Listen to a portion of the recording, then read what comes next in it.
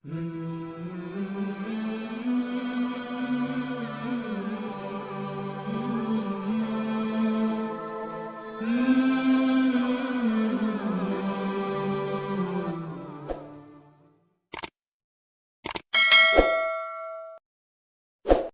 अबू हाशिम रहमतुल्लाह ताला अलैह बसरा के बड़े बुजुर्गों में से हैं। एक दिन अपने चंद गुलामों के साथ बसरा के दरिया के किनारे पर खड़े हैं और दरिया की लहरों को गौर गौर से देख रहे हैं और आंखों में कुछ नमी भरी हुई है। एक चहीते खादिम ने अर्ज कर ही दिया कि या सैयदी, आज ऐसा दरिया की लहरों में आपको क्या नज़र आ रहा है कि मैं अपने शेख की आंखों में आंसू देख रहा हूँ। तो मुस्कुरा के फरमाने लगे, मुझे 40 साल पुरानी एक बात याद आ गई। सुनो, आज मैं तुम्हें वो सुना ही देता हूँ। आज से 40 साल पहले मैं एक दिन इसी दरिया के किनारे पर खड़ा था। मैंने दरिया से पार जाना था कि मैं क्या देखता हूँ कि एक अमीरज़ादा बड़े कर्रो फर से चलता हुआ आ रहा है और उसके साथ एक खूबसूरत कनीज़ है और गाने का पूरा सामान भी उसके साथ है। कश्ती के अंदर वो बैठा, उसने अपनी कनीज़ को बिठाया। जैसे ही वो चलने लगा तो मैंने भी कहा कि भाईजान मुझे भी अपने साथ बिठा लो। उसने कहा तुम्हें नज़र नहीं आता कश्ती में जगह नहीं है? कनीज़ ने कहा कि ये एक दरवेश आदमी है, बिठा लो इसे अपने साथ, क्या फ़र्क पड़ता है। कनीज़ की बात मानकर उस अमीरज़ादे ने मुझे कश्ती में बैठने की इजाज़त दे दी। मैं कश्ती में बैठ गया। थोड़ी दूर जाने के बाद उन्होंने खाना निकाला और खाना निकाल के मुझे कहता, तुम खाओगे हमारे साथ? मैंने अल्लाह की तरफ रुजू करके कहा, ए अल्लाह, अगर मैं ऐसे शख्स के साथ खाना खाने के लिए बैठ जाऊं कि जिसके माल का मुझे पता नहीं है, तो मेरे अल्लाह मुझे माफ़ करना, मेरे दिल में इरादा है कि मैं इसे नेकी का पैगाम दूंगा। आप फरमाते ये नीयत करके मैं उसके साथ खाने के लिए बैठ गया। जब खाना ख़त्म हुआ, कश्ती थोड़ी सी और आगे बढ़ी। उसने अपनी कनीज़ को कहा कि शराब निकाल। उसने खूब जी भर के शराब पी, कनीज़ को भी पिलाई। मुझे कहता, ओ दरवेश, तो पिएगा? मैंने कहा, माज़ अल्लाह, मैं शराब नहीं पीता। आप फरमाते हैं कि मेरे सामने उसने शराब पी। मैं दिल में कड़वे घोंट भर रहा था और अल्लाह की बारगाह में अर्ज़ कर रहा था, ए अल्लाह, मुझे आज ऐसी तौफीक दे कि मैं इसे तौबतुन नसूह करवा जाऊँ। शराब के नशे में जब वो मस्त हो चुका तो उसने अपनी कनीज़ से कहा कि अपना साज उठा और अपनी खूबसूरत आवाज़ में मुझे कोई गाना सुना। आप फरमाते हैं कि मैं आंखें नीचे किए हुए अपनी आंखों में आंसू लाए कश्ती में बैठा रो रहा था कि ए अल्लाह, आज मैं क्या करूं, मुझे कोई ऐसा रास्ता दे कि मैं इस शख्स को तेरा पैगाम सुना सकूं।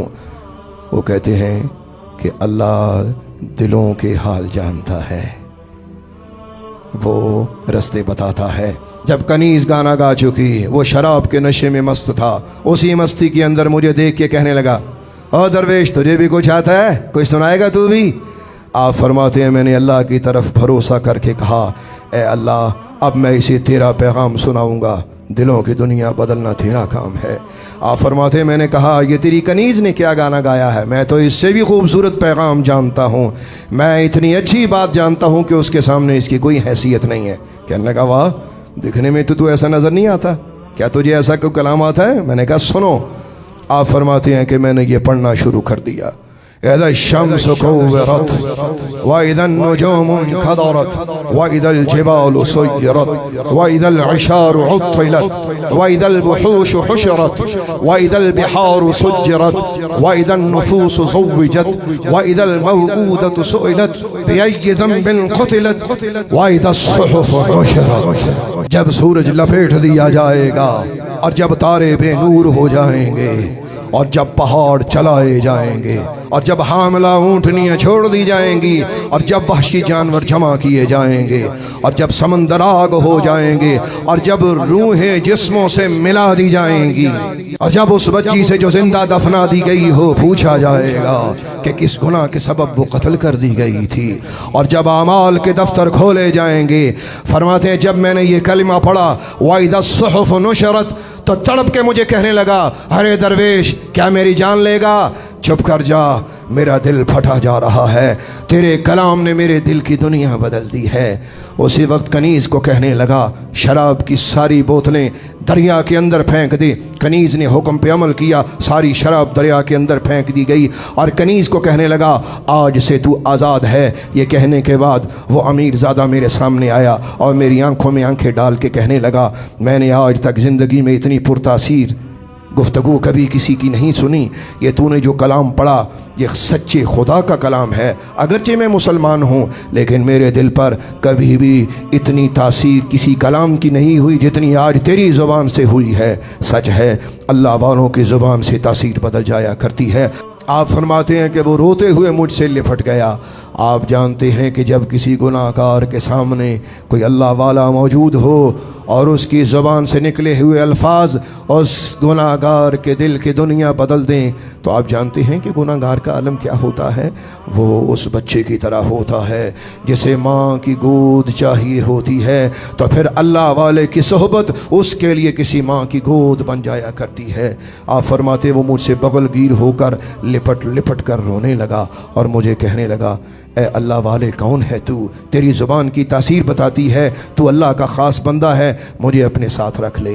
आप फरमाते हैं कि मैंने अपने साथ रखने की हामी भरी और प्यार से उसका माथा चूमा और उसकी आंखें साफ़ की तो मैंने देखा उसकी आंखों से उसके सारे गुनाहों का सैलाब बह चुका था।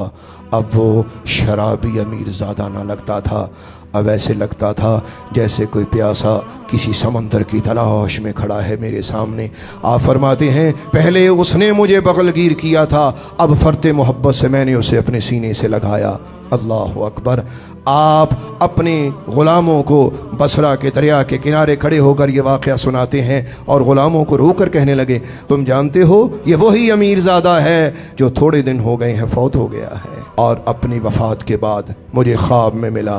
मैंने उससे पूछा कि बता तेरे साथ क्या हुआ, तो कुरान पाक की यही आयतें पढ़ रहा था और मुस्कुरा रहा था और कहने लगा या शायख तेरा भला हो, तूने अल्लाह के कुरान की बदौलत मुझे हिदायत दे दी और मैं शुक्र करता हूँ उस अल्लाह का कि जिसने मुझे जन्नत की नेमतों से माला माल कर